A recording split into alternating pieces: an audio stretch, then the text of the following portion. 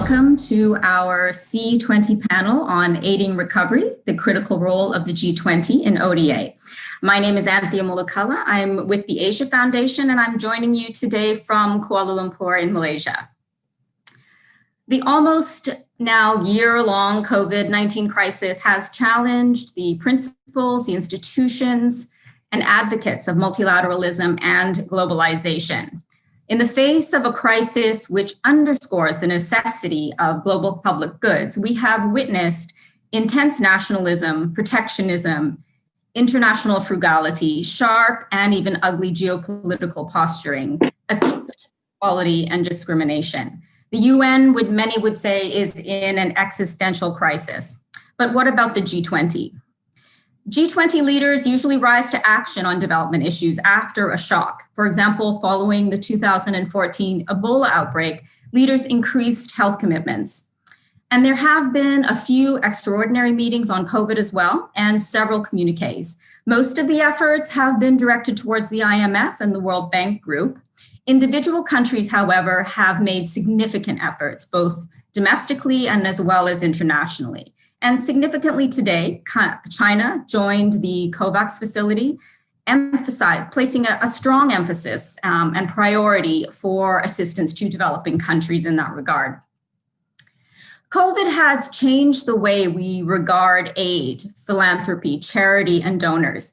It has given more visibility to efforts by non-traditional or South-South cooperation providers like China and India. And in doing so, it has also heavily politicized this giving. So in this age of mask diplomacy, what is the role and future of aid? And how will the G20, whose members include DAC donors as well as South-South cooperation providers, lead or languish a way forward? For those of us who have been at this work for decades, we've seen our share of events that disrupt how we think and act, which question our assumptions, shift our paradigms, and COVID is definitely one of those events. For the next 90 minutes today, our seasoned and distinguished panel will mull over these shifts and changes and provide their insights and prescriptions. Our panel covers a breadth of experience from government, civil society, think tanks from the North and the South. Our first speaker today will be Moza Malik, who is the Director General Africa at the new Foreign, Commonwealth and Development Office of the United Kingdom government. He is the UK's former ambassador to Indonesia, Timor-Leste, and ASEAN.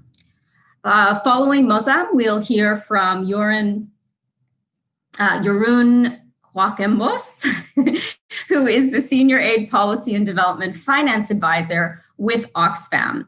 And Jeroen has worked extensively on looking at the relationship between private finance and ODA.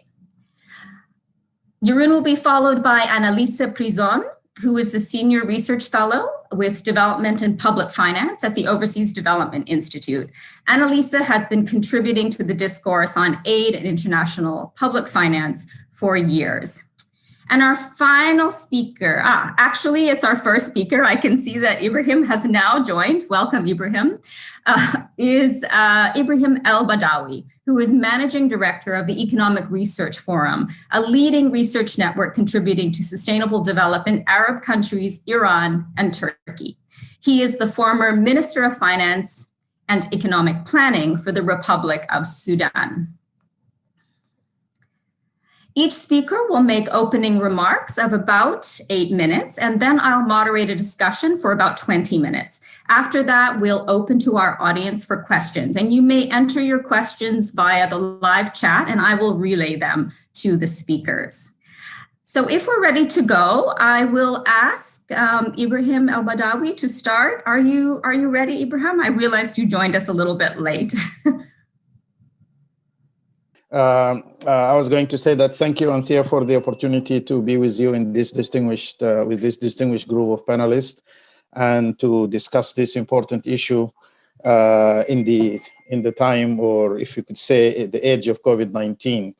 As we all know, COVID-19 have transformed all facets of our life, and thinking about livelihood and development, and certainly development and humanitarian aid comes at the forefront.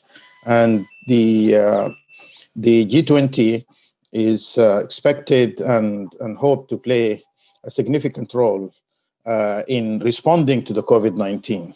And as we know that developing countries' fiscal space has shrunk quite significantly as a result of the COVID-19 lockdown, as also the tremendous need to prop up the health delivery system, which is already in many of our countries, especially the poorer countries in Africa and South Asia and some Latin American countries, is very substantially stressed. And even in middle income countries like most of the Middle East and other regions. So how to make this aid effective? Hoping that actually the G20 will make good on their commitment, to actually increase the share of their ODA to GDP at least to the 0.7% levels. There is obviously wide disparities in terms of the commitment of various countries. Some countries have actually exceeded this, other countries are still far behind. But let us assume that development aid and humanitarian aid is forthcoming from the G20. How to make it effective in the age of COVID-19? I would like to argue that the digitalization of the delivery system has become to be the most effective instruments for aid delivery in terms of in the context of the concept of G2P, from government to people. Now, many countries have actually discovered that in the context of the constraints impacted on their delivery system as a result of the lockdown and the social distancing, it's very important to find a way of providing aid directly to the population through cash transfers. However, making this, and there's so many information going around about now that you have more than 100 countries and localities adopting this approach, and is actually now reaching more than 1 billion people around the world. And some countries like India, for example, has perfected this in a very significant way and mainstreamed this process. But then also Brazil and Jordan and Kenya and a few other countries have actually presented good examples to emulate. So the G20 could actually help on two aspects. One is actually to improve the delivery system in terms of technical support and in terms of financial support to enhance the capacity of governments and NGOs and civil society in general to enhance the digitalization. This is so-called the digital trinity, which is composed of the digital ID, where the population were given a unique identification so that they can be efficiently identified and reached. There is also the data system that would be very important about the population that one would like to reach, and then of course the mobile money transfer, because in many of the countries that are target of aid, the banking account penetration is rather limited. And then, of course, there is need to integrate all this into an ecosystem that is efficient for delivery. The evidence that we now know about the family support program associated with the digitalization of the delivery system is that actually it has been very profound. There are techniques that are being used to identify the marginal impact, assuming there are other influences affecting the behavior of families and also how they use resources and so on, it's found that in a place like Kenya, a project that was conducted by several university academics from the US, and it lasted for 5 years. They found that actually it did not only improve the welfare of the randomly selected families in a host of villages in Western Kenya, but it also helped other villages or other families that did not get the control group, that did not get the support. And the reason being is because actually any $1 is spent on direct family support actually creates about $2.6. So there is a magnification effect, so to speak, as a result of this money spent. And that actually, the social impact is quite profound, especially with regard to the SDGs. Students are not pulled out of school, like, for example, when there is a drought or some shocks that happen to the family. This marginal effect of this transfer has been quite significant in terms of allowing the families to take the right decisions. Because in many countries, my home country, Sudan, it is quite normal in the Gum Arabic Belt, which is a rain-fed agricultural zone that extends from the western borders with Chad and Central Africa Republic, all the way to eastern part of neighboring Ethiopia and Eritrea, is that if the rainy season was not good, and so the harvest was actually below the level that's needed to maintain the family, they could easily take decision to pull out the girl from the school to help her mother, or the boy from the school to help his father.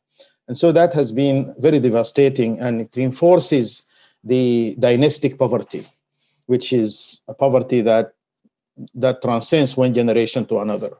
So I think this is a very important instrument that can actually be taken very seriously by the G20. I think now I see that I was told to stop here. I think this is the main point I wanted to make, and I'm sure I'll have an opportunity in the questions to branch into some other issues. Thank you very much.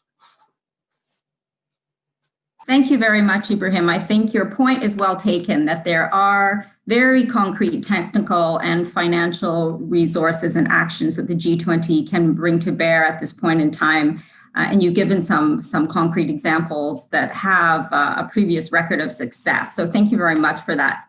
Mozam, I invite you to make your remarks next.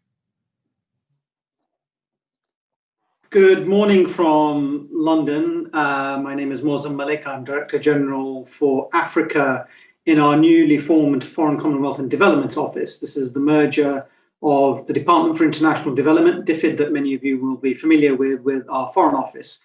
And I'll say a little bit about that merger and our ambition. But first and foremost, thank you for inviting me to join this event today.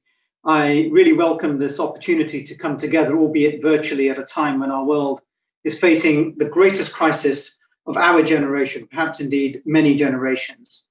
COVID-19 has increased inequality in the world and left the poorest and most vulnerable at greatest risk. COVID-19 has begun as a health crisis, but we all know that the secondary impacts are widespread and devastating. And development progress made in the last decade or last couple of decades is under threat, pushing the SDGs further off track. Now, aid has a critical role to play in tackling this crisis, but aid alone cannot meet the financing gaps or indeed address the challenge of COVID-19. So we've got to consider how we can plan for a sustainable recovery from this crisis, whilst also meeting the immediate kind of humanitarian and health needs. We know even prior to COVID-19 that aid could not meet the $2.5 trillion financing gap, annual financing gap, that was required to meet the SDGs.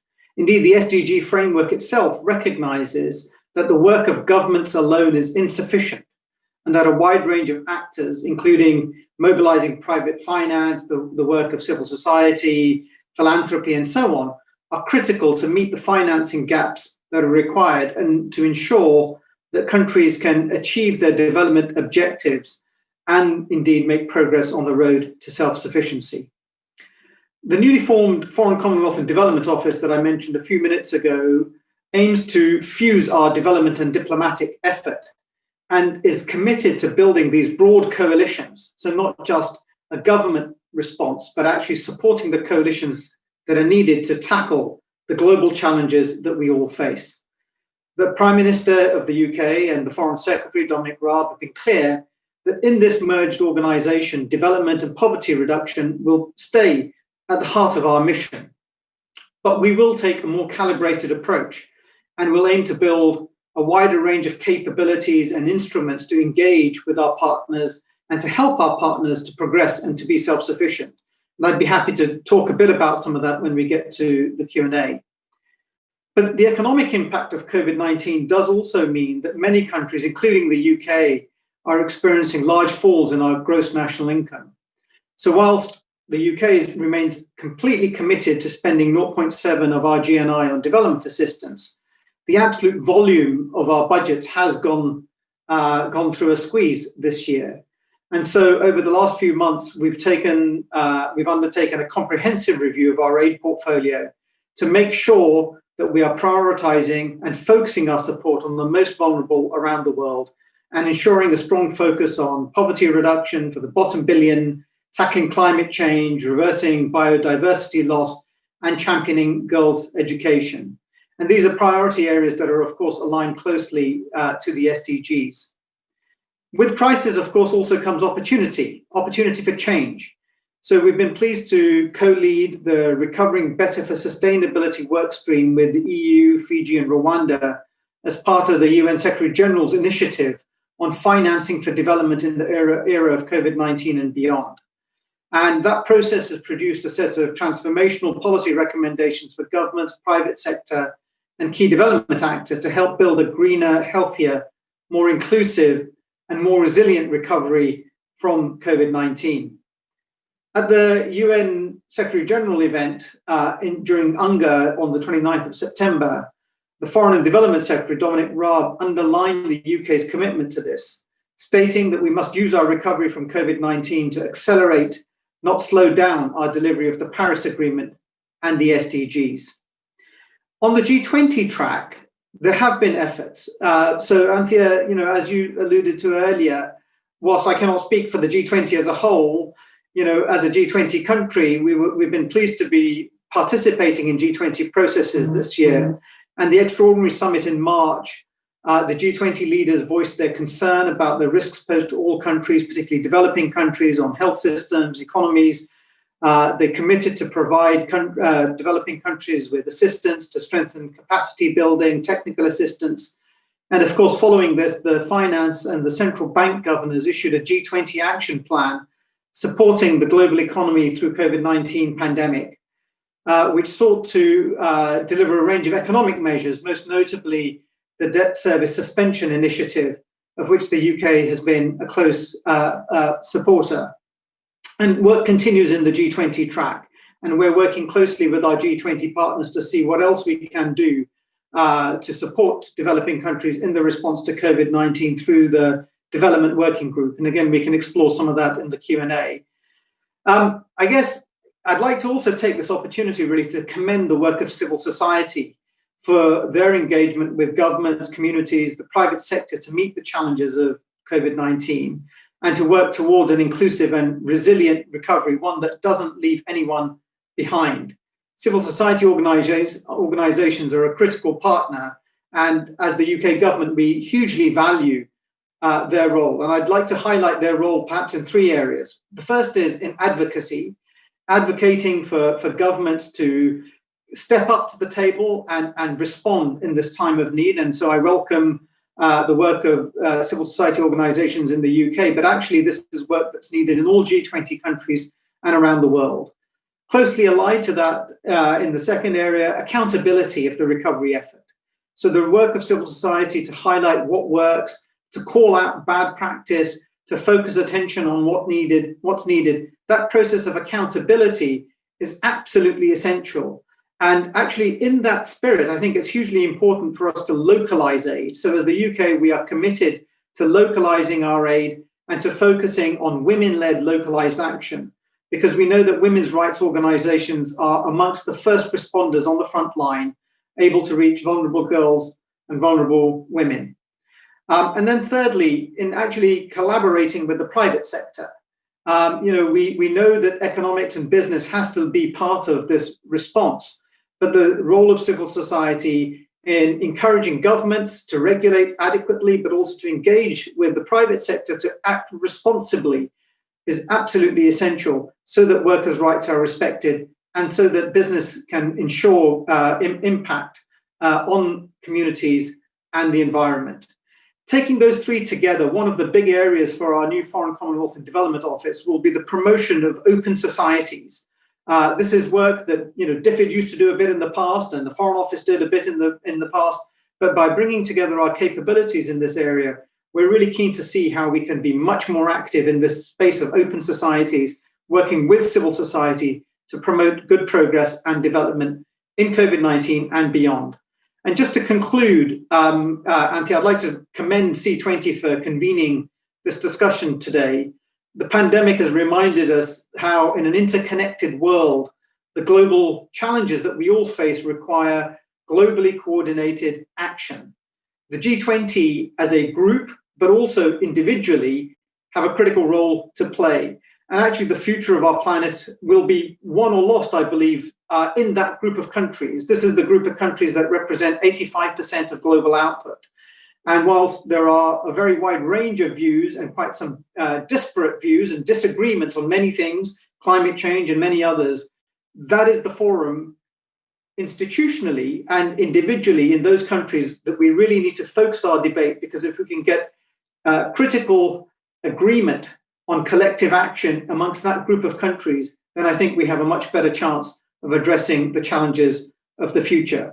But in that, of course, civil society has a critical role to play, advocating for the G20, but advocating in the G20 countries as well. I'll stop there. Thank you. Thanks very much. You've definitely set yourself up well for some of the questions that are to follow. But I take your main points as definitely this is a partnership. There must be collaboration. Aid is so important, but it's never enough. It's not enough to tackle COVID. It's not enough to tackle all the development challenges that are up there. And so this collaborative and accountable, reciprocally accountable partnership amongst different stakeholders is vital. And the G20 needs to play a critical role. I am going to come back to you to ask you how that you think that's going to work in the question period. But first, I'd like to turn to Jeroen from Oxfam. Hello, everyone. I just want to say I fully agree with what the previous speakers have mentioned. At Oxfam, we think that ODA is part of the spectrum of responses to the COVID crisis, and we've primarily identified 4 key areas that we think the G20 could play a significant role in. The first has to do with immediate debt cancellation. The DSSI is a good start, however, without a binding mechanism for private creditors and bringing other creditor nations into the fold, it has very limited impact in terms of what it can actually achieve. If partner countries are held hostage by credit rating agencies in terms of their access to international capital markets, then the entire process will be for naught. The second is new international reserves at the IMF. Most of the richest countries have been benefiting from the actions of their central banks. The European Central Bank, I'm based in Brussels, by the way, has already pumped, I think, up to 3 trillion in capital within the banking system. And we need to find a way that poor countries can actually benefit from that liquidity, which they do not have access to currently. The third is progressive taxation. It has not gone unnoticed that during the crisis, the richest people in the world have been making money hand over fist, and there has never been a better time to introduce more progressive taxation measures for the interest of reducing inequality and economic justice. And then finally, the fourth is a massive injection of ODA. If you consider the starting point of the ODA concept as the 1970s, and with the Pearson Commission recommendation that we should reach 0.7% by 1975 at the latest, there is already an outstanding debt of about $5.7 trillion to the world's poorest countries since 1970. So the number that we come up with in this context is actually quite reasonable, which is we have estimated that we need at least 300 billion in additional ODA in order to combat the crisis. Currently, ODA is at about 0.33% of global GNI at around $150 billion. 300 billion would exceed 0.7, but for right now, status quo is not good enough. We need to exceed the status quo. And since the status quo was supposed to be 0.7, that's just not good enough anymore. And the areas that we really need to prioritize the most are health, social protection, and food security. People are being locked in their houses who do not have access to food, who do not have access to social protection services, and do not have access to effective health care. And this is a crisis that is exacerbated. I mean, the COVID crisis alone is exacerbating the existing crises that were in place before the current pandemic situation. So it's just making everything worse and highlighting how many countries in the world do not have the same social protections that especially we in Europe have, but in other rich countries as well. Finally, we need to think about the future of ODA, and we need to really shift from a concept of charity to a concept of justice. ODA should not be seen as charity. It should be seen as a form of justice in terms of past offenses done to these countries by wealthier countries, as well as promoting the reduction of inequality and economic freedom for the world's poorest countries. Partnership is often used as a buzzword. I like the idea of partnership, but I have generally found that most partners between donors and recipients is heavily skewed towards one direction, and the partnerships are not often equal partnerships. Therefore, the concept should really shift from partnership to justice. And we really need to promote that within our engagements within ODA project design, program design, and also how we discuss the notion of ODA in the future. This seems like a lot, but it's actually quite reasonable. 300 billion is less than the combined wealth of the 3 richest people in the world. So there are 3 people in the world that stand in the way, essentially, of meeting that target. And this is a global crisis and needs a global response. So we're really need to focus on multilateral responses to it. National responses and piecemeal responses, whether it's buying up advanced market commitments for vaccine production, are not particularly helpful right now and will lead to a skewed recovery, which will favor the richer countries and leave the poor countries even further behind. One thing that the COVID-19 crisis has really demonstrated is that we are repeating the same mistakes. I remember during the Ebola crisis, we kept saying we need to invest in health systems. We need to work on prevention. We need to ensure that governments have the ability to take a holistic approach to crises and not constantly be firefighting. We really need to go to the root causes. And we've seen that we haven't really progressed there. There has been good shift in terms of many donors shifting towards investing in health systems. We're seeing somewhat of a return of budget support under different names, which is a very, very important tool for helping country systems develop. But it's significantly small, a drop in the bucket compared to the parallel systems that we still have in place when it comes to most aid delivery. And when it comes to what we really need to invest in right now is we need to invest in prevention. So we need to invest in health systems. We need to create the capacity within governments in order to manage the negative effects of the crises. They cannot continue to rely on external help when our own governments are increasingly internally focused and there's rising nationalist sentiment. We need to at least 10 million new health workers in partner countries in order to meet the needs of the poorest people there. We need free healthcare. That is incredibly important. We cannot end up with a system that increases end user tariffs at a time when there is diminishing economic productivity within these countries. So that access is critical at this point. The private must work for the public good. We've seen now that to a degree, markets have been unable or unwilling to meet the needs of this crisis, and the public must take control. I think that there is a partnership that needs to be in place there, but it cannot all be carrot. We also need some stick. And I think that this is particularly true in the case of debt relief. And then finally, we need a vaccine that is clearly accessible to all parties. This is probably one of the more important elements because the vaccine is currently seen as an issue of national security. The one who gets there first wins the global economic game. And that is an incredibly damaging and unproductive and unhelpful way to view the development of the vaccine. And then finally, we need to talk a little bit about delivery modalities. Right now, probably the most effective modalities. And I with the first speaker, with Mr. Ibrahim, I mean, I'm a huge fan of blockchain and direct cash transfers. I think one of the best ways to end poverty is to give poor people money, but we also need to see a resurgence of budget support and more grants, less loans, and no debt. And I'll leave it at that for now. Thank you. Thank you very much, Jeroen, for those comments. I think what struck me was your emphasis on unfulfilled commitments that are going back decades now, which obviously has left a huge resource gap and a cascading of different levels of problems that partner countries are facing, and that can't be fulfilled with ODA or aid resources now, which makes me question, which raises the importance, I think, of the G20, which is an organization that is comprised of more than DAC donors, and where you have countries like China, like India, like Indonesia, and others that have enormous resources to bring to the table, but don't count it within the sphere of ODA. So when you said we need to rethink aid, we need to rethink how we count resources and how we look at resources, maybe we need to factor in those countries in particular and what their resources can do and contribute towards. Annalisa, you are next. I know you've done a lot of work on some of the issues that I've just been talking about. We're anxious to hear what you have to say. Fantastic. Thank you, Anthea. Good morning, good afternoon, good evening to everyone. And Anthea, you kind of gave me the perfect kind of start for my intervention. I will cover a couple of points that you just kind of highlighted.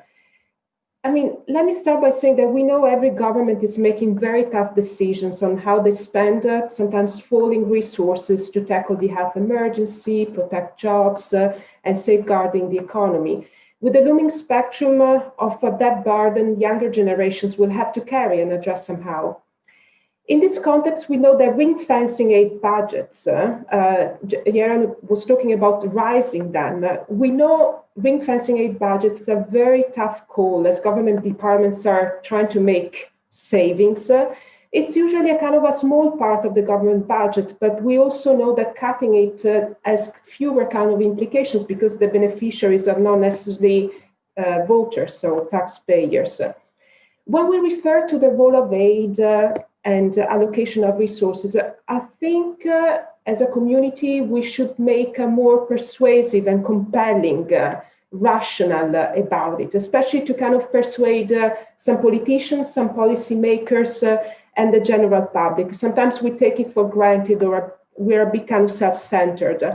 I'm aware I'm setting a few kind of ambitious points for the next 7 minutes, but let me kind of highlight why aid is important, also in the context of this crisis, how aid should be spent. The third point is how aid should be channeled, and finally, where aid should be spent.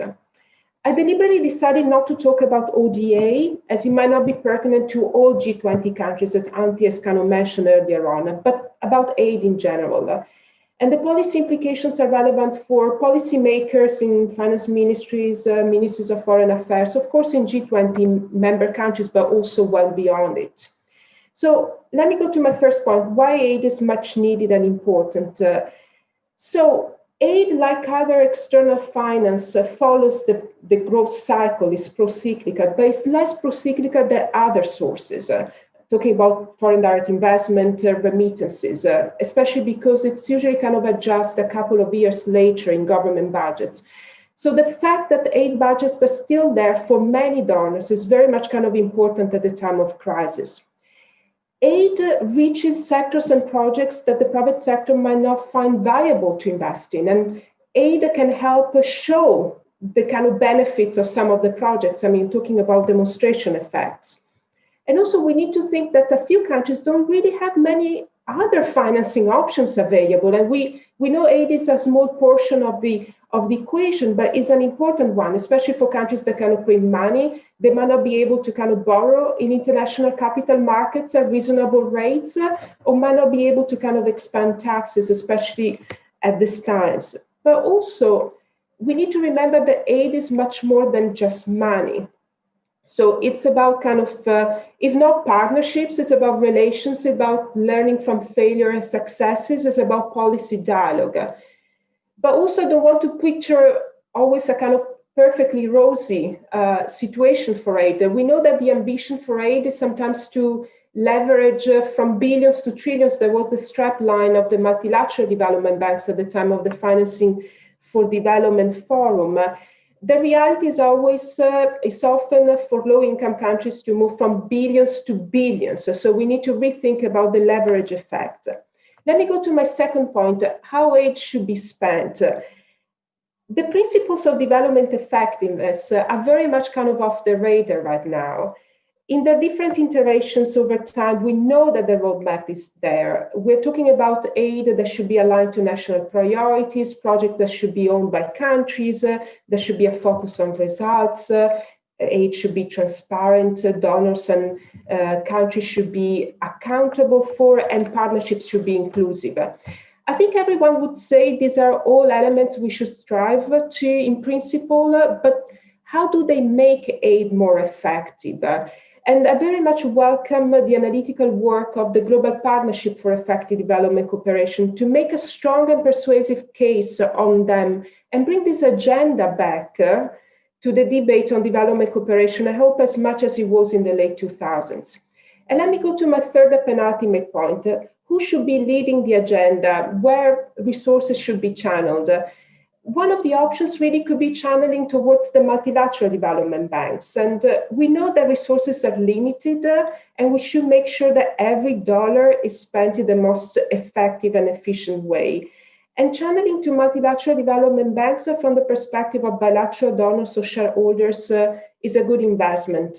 Why that's the case? I mean, the first element is the kind of leveraging effect. I'm giving you an example from resources that are not audible from the perspective of the IBRD, the International Bank for Reconstruction and Development. Thinking about the capital the shareholders kind of poured into over its long, more than 70-year history, the lending capacity has been 40 times greater. So there's a strong evidence for leverage effect. Recipient country governments do prefer working with multilateral organizations, including multilateral development banks. It's a matter of trust, but also technical expertise. I can elaborate on this, it's a big topic. Also, MDBs are well placed for the provision of global public goods and the support because of their kind of skill set, not necessarily financing model, but the cross-country reach. Which leads me to the fourth point, the cross-country technical expertise and policy dialogue. I'm aware the MDBs have front-loaded a lot of resources during this crisis, and that's the kind of risk they might not be able to continue to do so unless the shareholders continue working with them, which leads to the kind of contribution to general capital increases for the non-concessional windows and extraordinary replenishment rounds when it comes to the sub-windows. And I'm going to the fourth and final point, where aid should be spent, and to a certain extent is also another how. I mentioned earlier on that the poorest countries usually have fewer financing options, and they're usually those most in need of aid. But aid relations should continue even in wealthier countries, but with a different modality, in the sense that we should learn how to work with upper middle income countries. If I may use an oversimplification, assistance in upper middle income countries takes a different kind of perspective. I mean, in my own work, working with ministries of finance, they don't demand aid or financial transfer. It's about knowledge sharing, technical expertise. It's not about large scale program intervention. Knowledge sharing and technical expertise tend to be cheaper from a financial perspective, but they require radical shift in terms of skills deployed across governments, incentives to work globally, possibly a longer term perspective, and even greater soft skill, the recognition that solutions don't really work everywhere. You need to be mindful of the macroeconomic context, of the culture in individual countries. And some governments have started doing that. And one typical example is the Republic of Korea sharing its own kind of expertise from its development trajectory with other countries. I know many points kind of raised, quite ambitious, and I'll stop here. I very much look forward to the kind of debate. Thank you. Thanks very much, Annalisa. Just to reiterate a few of your points, the important fact that aid is much more than money. Point taken. Also, your question about what's happened to the aid effectiveness agenda, what's happened to the GPEDC, where is it having influence these days, and how can it possibly be having more influence with the multilaterals and the MDBs? And also your focus on MDBs, that there is a lot of value for money for aid dollars if they are invested in upper middle income countries, which is a very good point, largely because the inputs there are relatively cost effective.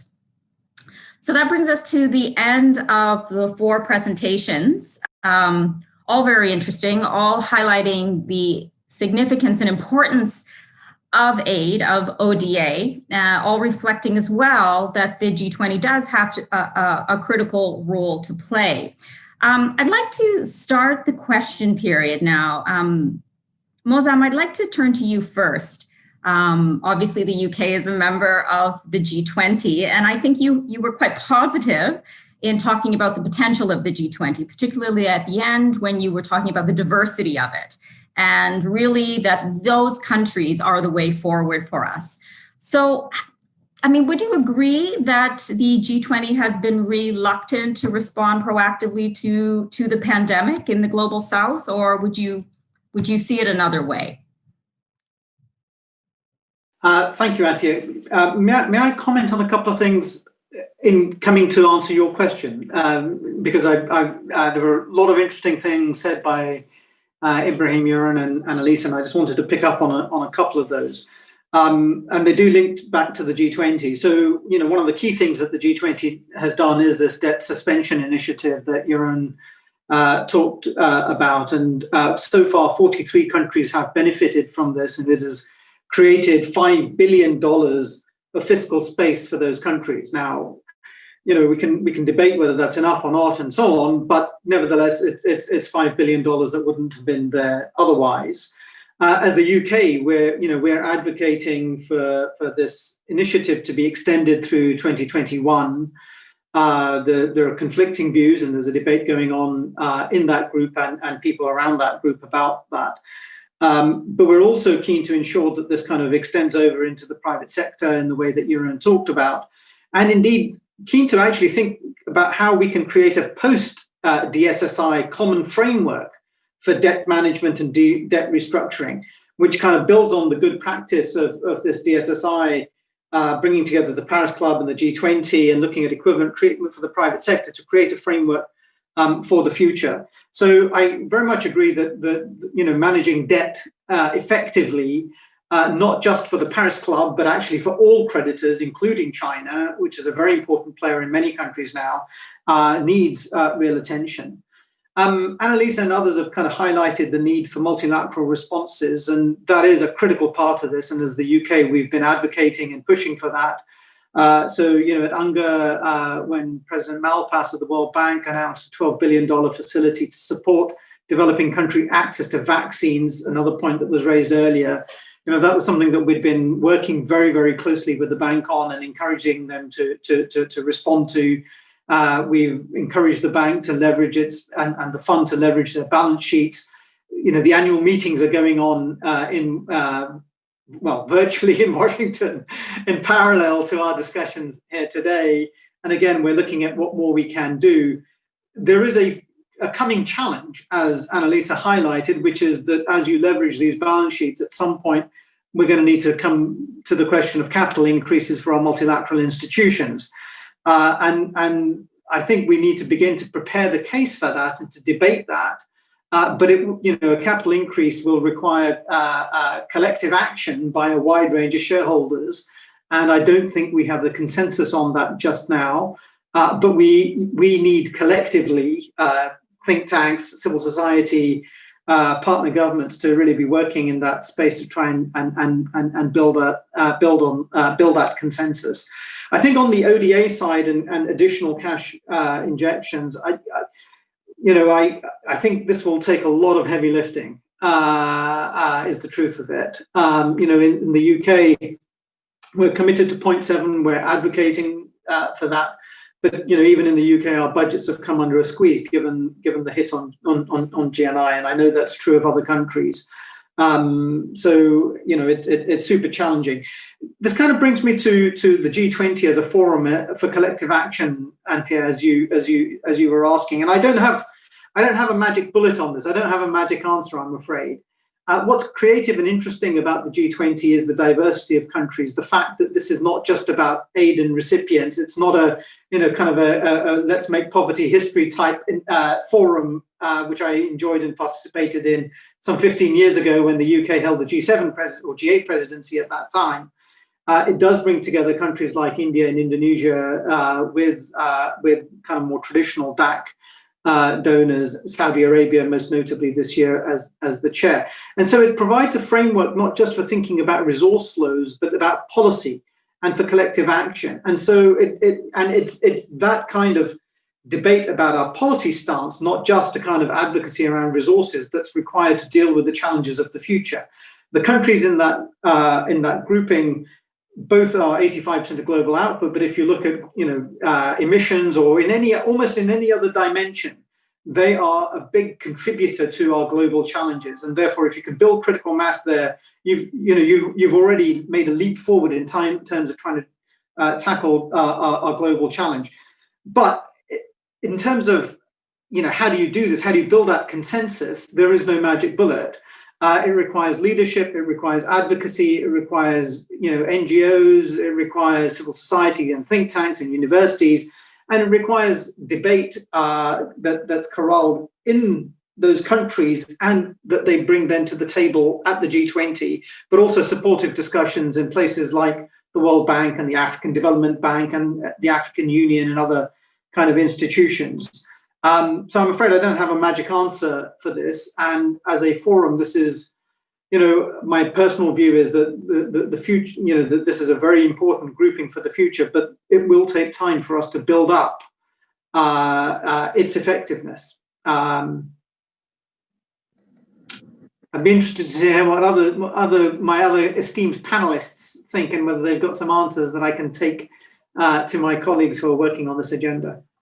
Yeah, I'd also be interested to hear what others think about, how can the G20 uphold its commitments, particularly, Mozam, you raise a really good point that, it's about discussing policies. It's not just about discussing commitments. However, at this point in time, if you look at the various countries on the G20, there has probably never been a greater political divide between certain members. Very, very hard to find common ground on several issues. So you wonder, even though you have this platform where they all should have some shared interests and a shared agenda, is it possible right now to come together on that, where COVID seems to have been more divisive than it has been brought people together? Ibrahim, I would love, sorry, go ahead. So I think the G20 is not unique in that way, right?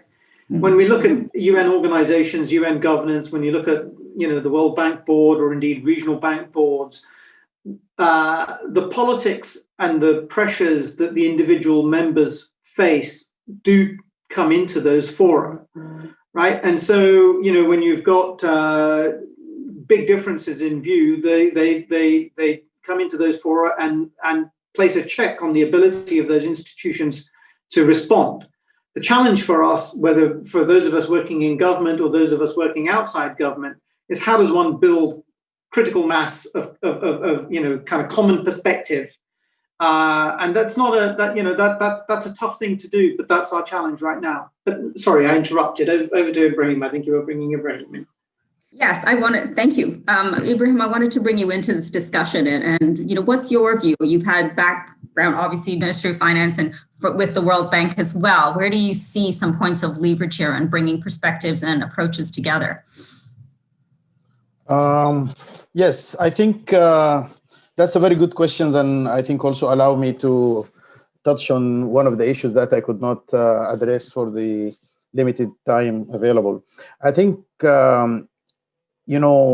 the choices about, using limited resources in the face of so many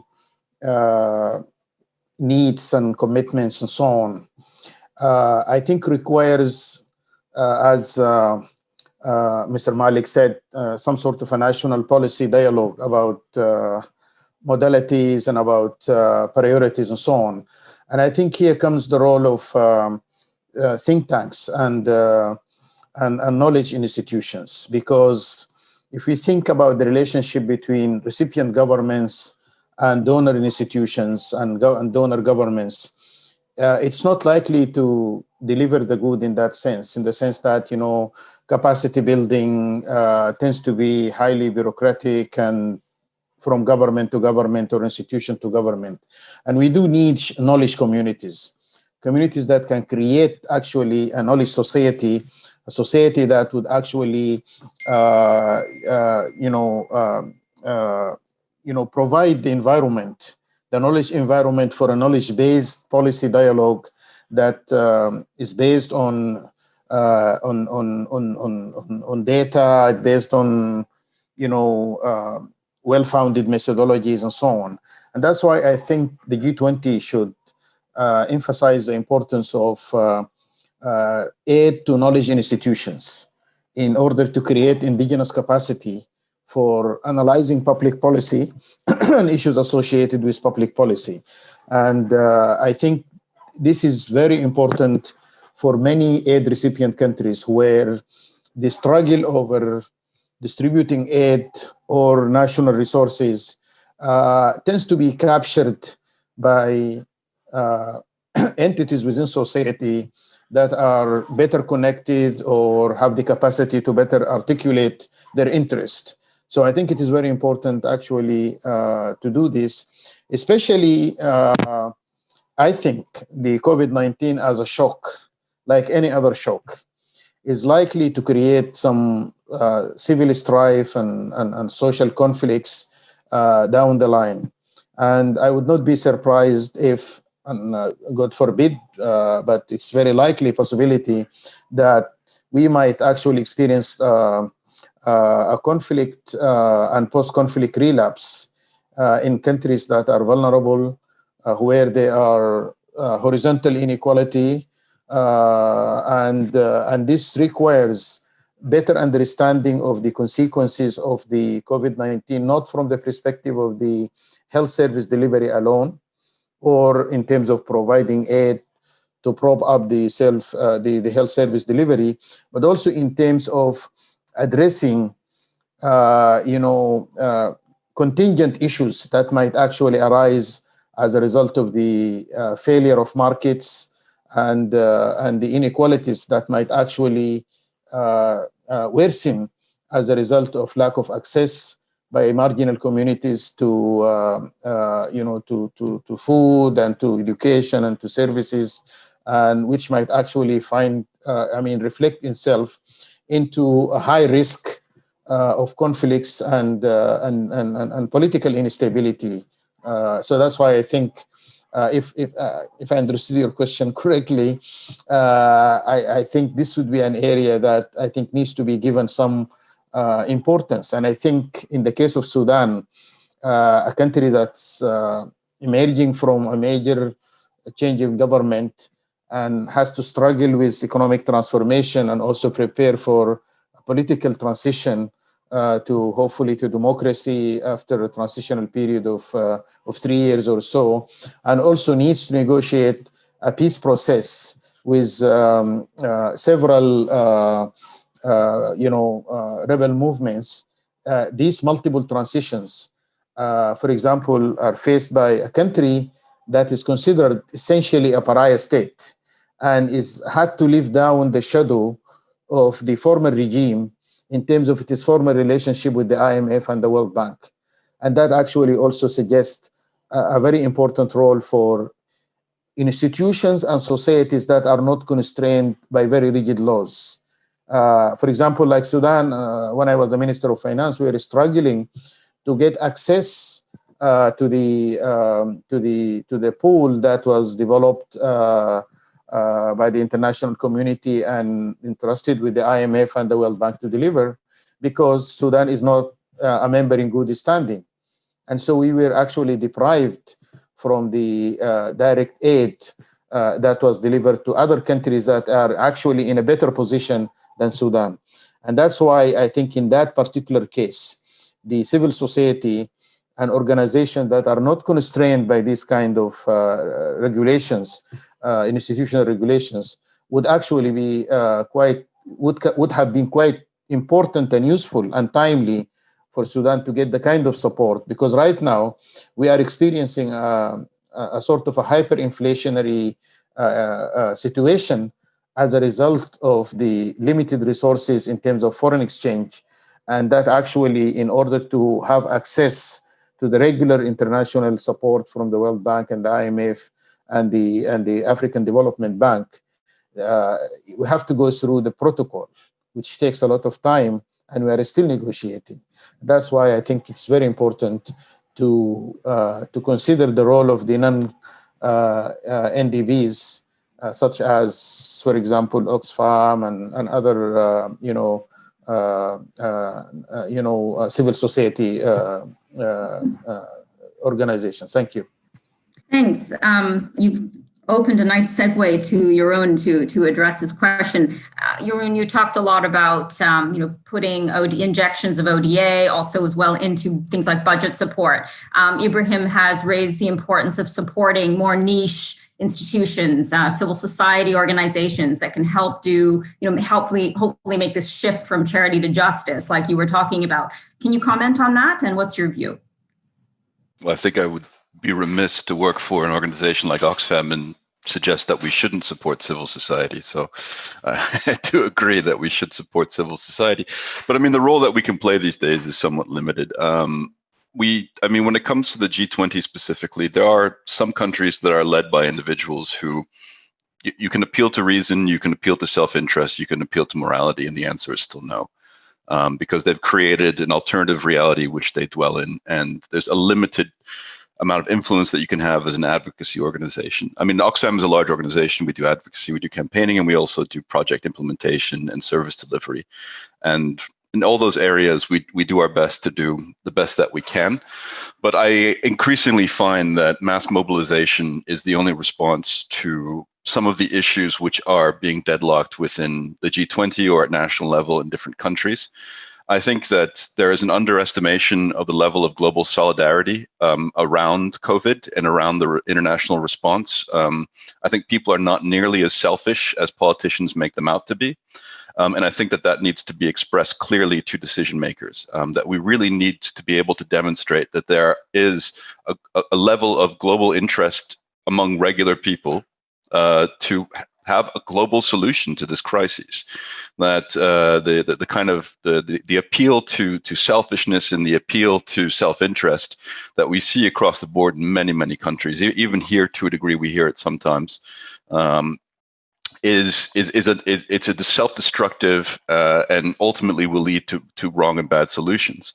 And that's unfortunately difficult to do in a situation of lockdown where public campaigning and public mobilization is quite difficult. And that goes pretty much, I mean, we're left with gathering signatures and appealing to, the vox populi, if you will, to try and get them to have a direct relationship with decision makers. And that's increasingly where we're shifting to within Oxfam. I mean, we have a people's vaccine movement, which is about mobilizing public interest in having a global vaccine that is available to everyone. We are mobilizing not just decision makers through internal advocacy, but engaging in external advocacy to try and get people to be more expressive in terms of their support for not just ODA, but international development assistance and international solidarity with people around the world. But it is an incredibly challenging time. We have kind of an influx of, in some cases, poor leadership and a very difficult global situation to operate in. And there is no doubt that it is quite challenging, but I think we'll get there eventually. I mean, you can already see that some of the walls that have been erected are starting to crumble because they're just confronted with a reality which is so stark that if we don't all work together, we're all going to fail together. And I think that's where we sit right now. Thanks. Annalisa, based on your own research around ODI and targets, what do you think are major barriers to the achievement of G20 countries to their target. Jeroen mentioned earlier that, there's a lot of missing, unfulfilled commitments. I mean, Jeroen mentioned that earlier on very clearly. I mean, first of all, we need to make a couple of clarifications. I mean, a few countries, also beyond the G20, do meet the target, and Moza made very clearly it's enshrined in law in the case of the UK, the 0.7 target. So that's the kind of first element. The second, other G20 countries haven't committed to the 0.7 target, and honestly, just the usual suspects. But why haven't countries kind of reached their kind of commitments? We can spend an entire seminar, but of course, when we're talking about the budgetary allocations, it's ultimately a kind of prioritization or reflection of the prioritization of governments. And to a certain extent, aid budgets are the kind of at the bottom of the kind of expensive of governments. So they're also, to a certain extent, what Jeroen was kind of mentioning earlier on, paradoxically, if you're looking at the kind of surveys around support to aid and poverty eradication, actually, there's quite a lot of support from the general public.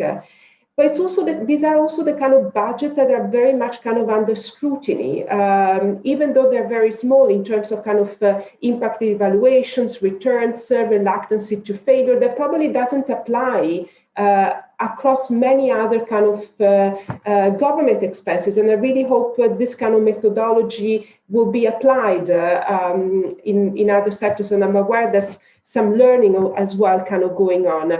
But I think the kind of main barriers have to go back to the kind of rationale for aid I was kind of mentioning earlier on. I mean, Jeroen mentioned very clearly, it's very difficult to make the case in certain countries, especially at this time. But it's not impossible. It's difficult, but it's not impossible.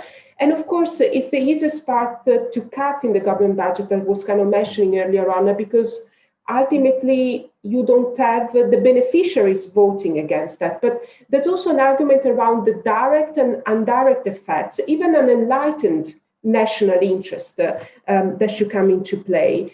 And also, when we're thinking about aid, we're always thinking about the development agencies, the ministries of foreign affairs, the ministries of finance. But actually, if you're moving towards a paradigm, instead of aid, we think about international cooperation. This should come also from government departments beyond the ministries of foreign affairs and ministries of finance. We're talking about the health, environment. Of course, they need to kind of meet the similar kind of requirements for development effectiveness, but development cooperation can come beyond the kind of budgets of the ministries of foreign affairs and the ministries of finance. Thank you. So I'd now like to turn a little bit more to the focus on civil society. This is the C20. We've raised a lot of important issues. We have touched to a certain extent on what civil society should do, what emphasis they should play in mobilizing or leveraging the resources of the G20. So I'll throw this out, and maybe I'll turn to Mozam first. In which direction should civil society attempt to steer the global discourse on aid? We can see that the discourse is really changing.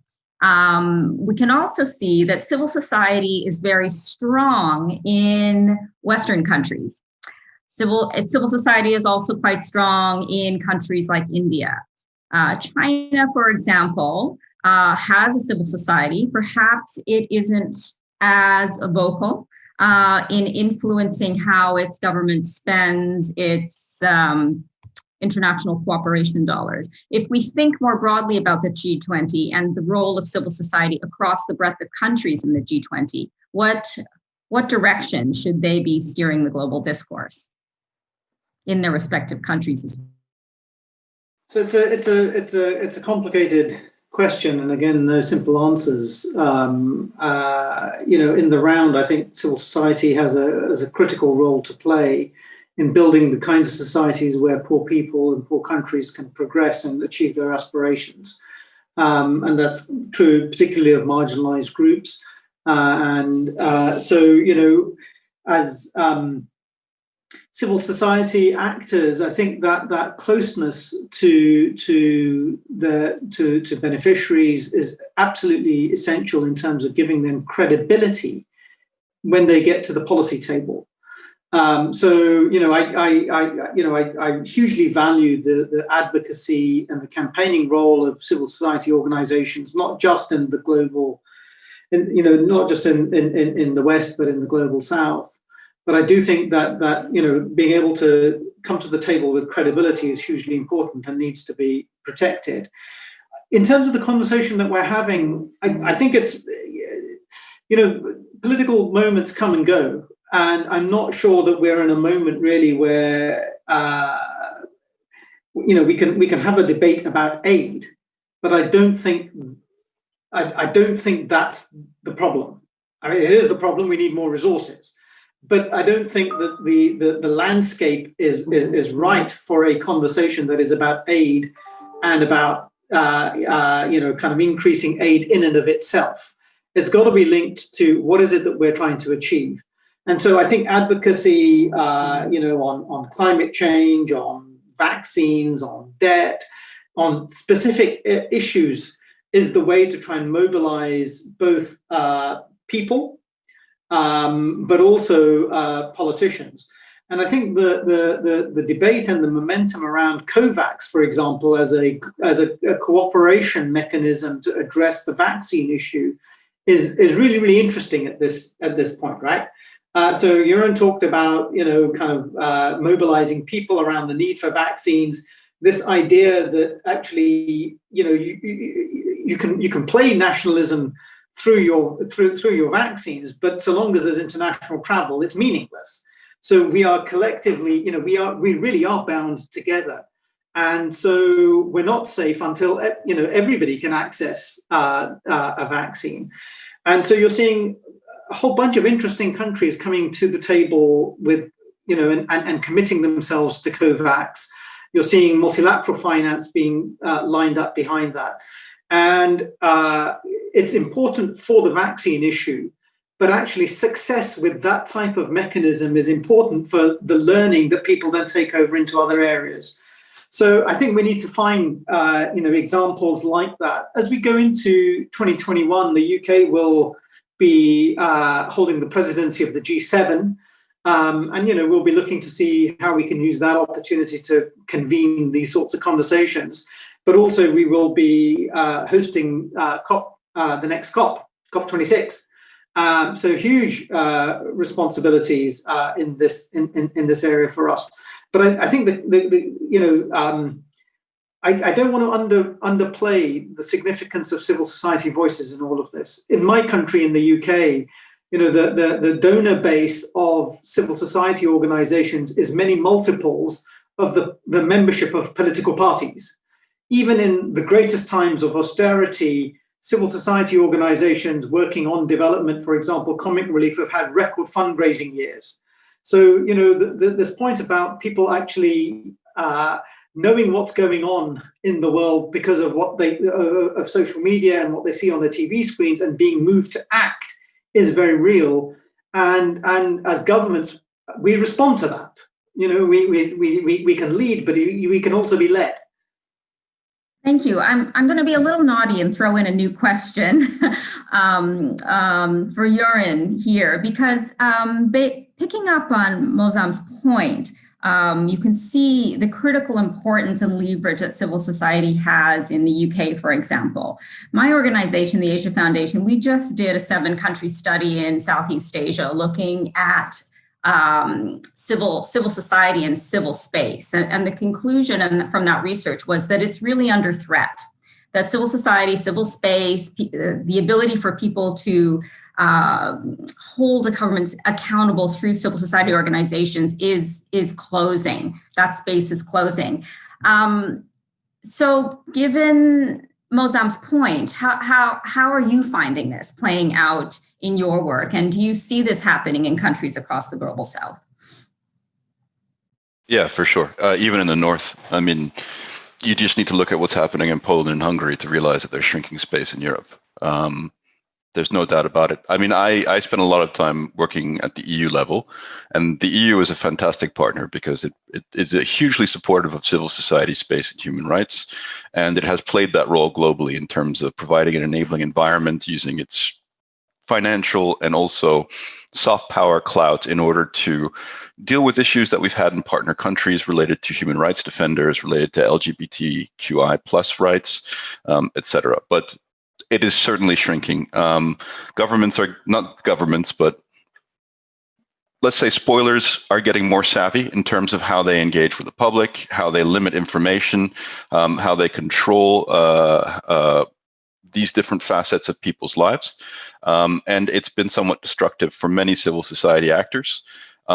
We've had issues where completely benign elements that you would think, of course, we agree with issues of transparency, have led to outing of human rights defenders in countries which have been cracking down on human rights defenders and elements like that. So we always have to be incredibly cautious in terms of how we proceed and how we engage. Oxfam is an apolitical organization. We generally stand by what the evidence shows us is best practice, and we work in some of the most difficult areas of the world, which means that we have to be incredibly cautious in terms of what we say publicly and how we engage in these different markets. And especially in conflict and fragile states, it's becoming increasingly difficult to operate. And it's hugely troubling. We may end up in a situation where only a few of the countries in the world are liberal democracies, and we really need to watch out for that. There needs to be a clear commitment to an enabling environment. Unfortunately, this is something which is not easily enforceable. You can do it mostly through soft power, but in many cases, and we've seen it in partnerships in the past, it is easier for a donor to work with an authoritarian regime that will get the job done than it is to work with a messy democracy. Now, this has changed in many cases, but you know, there's definitely a mutual accountability issue on both sides there. But I mean, I really have nothing more to say other than yes, it is getting increasingly difficult to operate in many places of the world, and we should be grateful for those that continue to support us and to promote what we would see as global justice and global rights for individuals and how they behave in public forums. Thank you. I see that we have a question that has come through from our audience. I'll allow anyone to take this question. The question is, how can we ensure that aid reaches the people in need in corrupt countries? Any takers? No? Well, I mean, one way is Ibrahim's proposal of, you know, direct cash transfers through blockchain. I mean, that's probably one of the easiest ways to get money to poor people in countries where there are serious governance issues. But I mean, you know, it's also worth pointing out that a lot of the concept of corruption is, I mean, one of the reasons we don't have budget support is because it's politically difficult, because sometimes it ends up within corruption. And the question I've always wondered is, to what extent has budget support exposed existing corruption or actually created corruption? And that's something I think that is worth looking into, because if you expose corruption, then you're actually providing a global public good in terms of exposing corrupt practices that exist within a government. If it's creating corruption, that's a different issue, and then you have to work through parallel systems, and you have to look at alternative methods for delivery. You know, as an organization that engages we give cash in disaster zones, and we recognize that this is a hugely difficult issue, and waste is going to be part of it. I mean, there will be inefficiencies, there will be waste, there will be leakage. I mean, if you look at the World Bank report, which I think said that they had about 10% leakage in most countries, and that created outrage, I was thinking 10% is pretty good. So, I mean, this is part of the reality of working in this sector. And it's also part of the reality of working with a pot of cash that's heavily and deeply scrutinized. I think if you looked at military contracts in other countries, or how weapon exchanges and weapon purchases are done, you would see a similar amount of corruption and leakage. But for the most part, we ignore that because somebody's making money.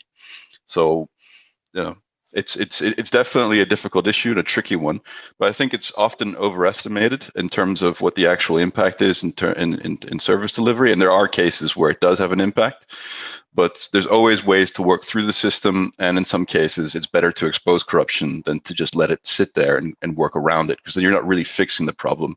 You're just creating a workaround, which leaves to fester. Thank you. Ibrahim or Mosam, do you want to comment on that? Ibrahim, you were sort of referring to similar situations earlier.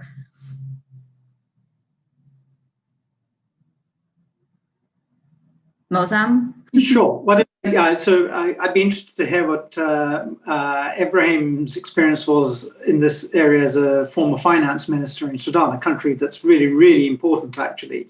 In terms of the civil society debate that we were just having, in Sudan's journey to democracy and the transition that Ibrahim was leading with his colleagues in government is hugely significant for that sub-region, and is something that, as the UK government, is very, and indeed as the government's kind of DG for Africa, is very, very high on my priority list.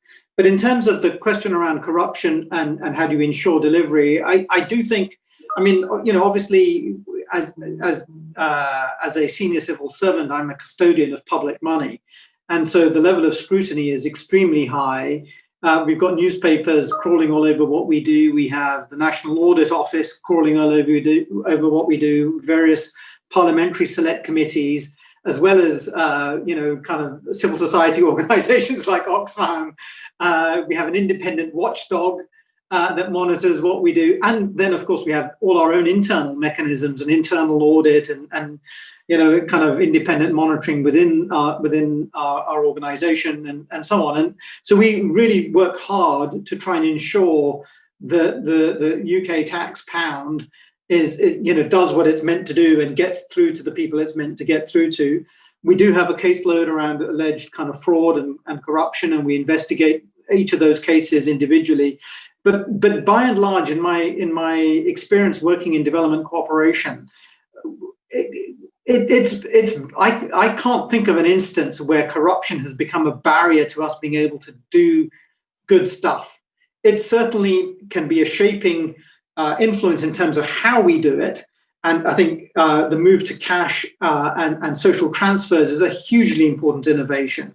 And again, the UK has led the move in promoting social protection in developing country partners, showing the viability of that, and indeed in the move to digital cash. But by and large, this is not an impediment. It's something that I spend a lot of time worrying about, but not because it stops me doing stuff or my team's doing stuff, but because we need to make sure that we're doing stuff in the right way to manage the risk and the pressures. Just on the civil society point earlier, civil society in countries around the world has a really important role to play in exposing corruption and ensuring beneficiaries are reached. Information and transparency is a critical part of this, right? So, if you're clear about what is meant to be done, who's meant to get what, that then can create an accountability chain.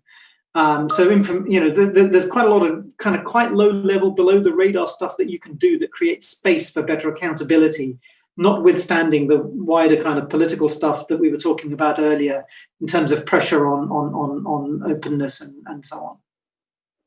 Thank you. I'll turn it over to Ibrahim and for you to comment on this, Ibrahim, but also there was a follow-up question about blockchain, and maybe you can also answer this.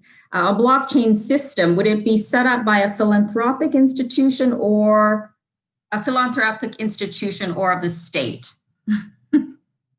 Okay, thank you.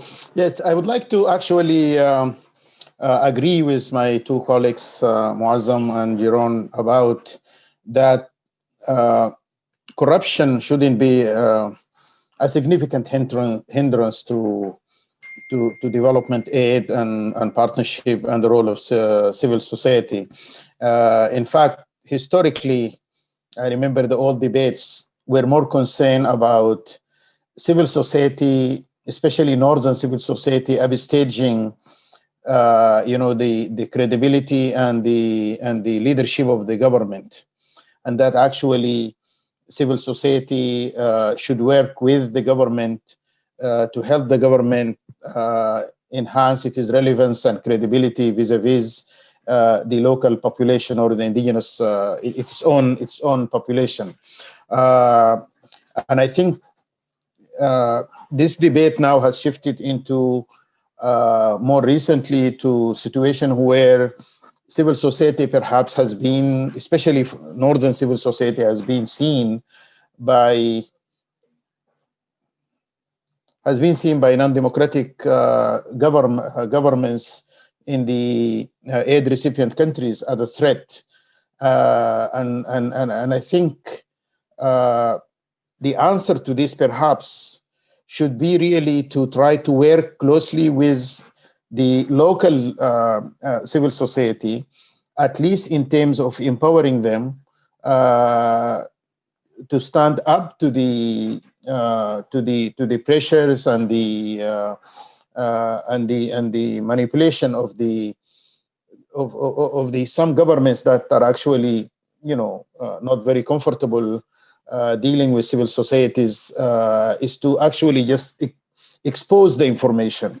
I think that can be a very powerful tool in order to at least partially countervail the influence of government and their hegemony, of course, in their societies. I think for the case of Sudan, the good news is that actually the revolution itself that toppled the old regime has a lot to do with the vitality and the activities of the civil society organizations. For example, the Lawyers Association of Darfur has played a significant role in exposing the atrocities of the former regime against the students from Darfur who were taking to the streets and taking kind of protest actions against discrimination in Darfur. You will find women civil societies, the role of women, for example, in the leading up to the success of the uprising and the revolution in Sudan was a very significant, I think, role that needs to be highlighted. And I think maybe perhaps it could be emulated in other countries in the region that are still struggling in terms of,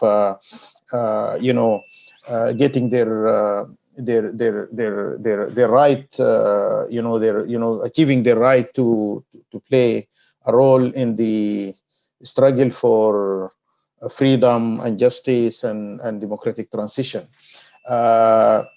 So I think the experience of Sudan can actually be a very good experience for the region in terms of the collective outcome of the struggle of various types of civil society organization that were actually also helped by foreign civil society institutions. For example, honoring journalists publicly, picking up journalists who are actually making major contribution to the freedom of the press and what have you, and honoring them with awards and things like that. It makes it very difficult for the regime actually to persecute these people because they became pretty much in the limelight and so on. Finally, if I could say something about the delivery system of the financial payments and so on.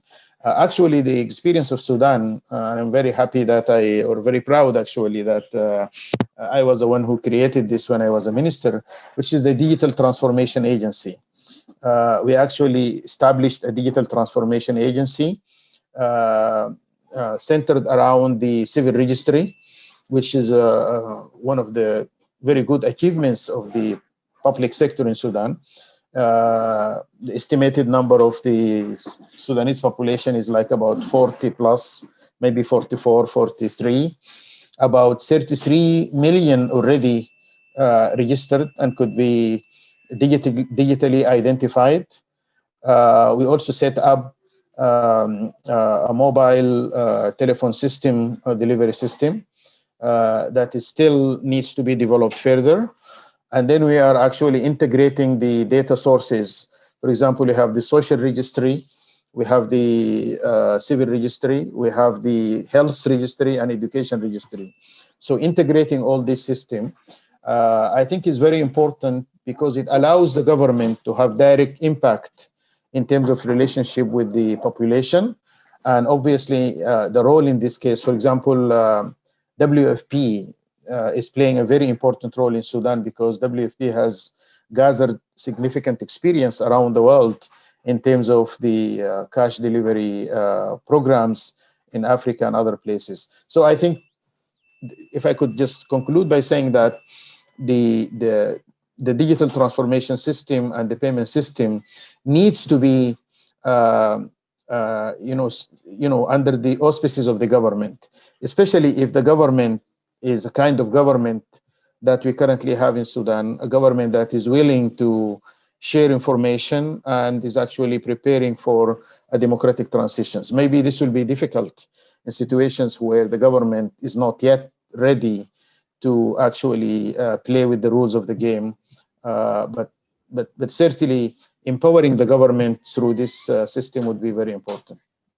Thank you, Ibrahim. We're just almost out of time. We have about 3 minutes left. I want to end by bringing us back to the main topic of this session and giving everyone about 45 seconds to make kind of a last statement.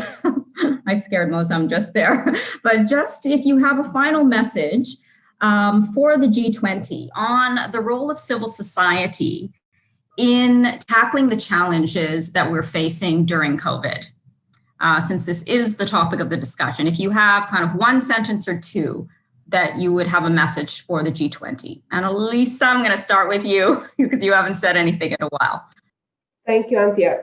I'll go back, actually building on my point and Mozam's kind of suggestion for all civil society organizations to kind of create that kind of coalition and support the expansion of lending or better capital or external replenishment rounds for the multilateral development banks. That would be a kind of a concrete action. Great, very succinctly said. Joran? We have a paper on COVID response and it's titled Whatever It Takes. And that would be my message to the G20 is whatever it takes. Ibrahim? I think I would go with my comparative advantage, which is knowledge institutions. I think it is very important for G20 to provide support for knowledge institutions in the aid recipient countries, because it's not only the money, it's also the knowledge society about how best we can use resources and how best we can manage potentially conflictive interest and create some sort of a knowledge-based national policy dialogue. Thank you. And Mozam?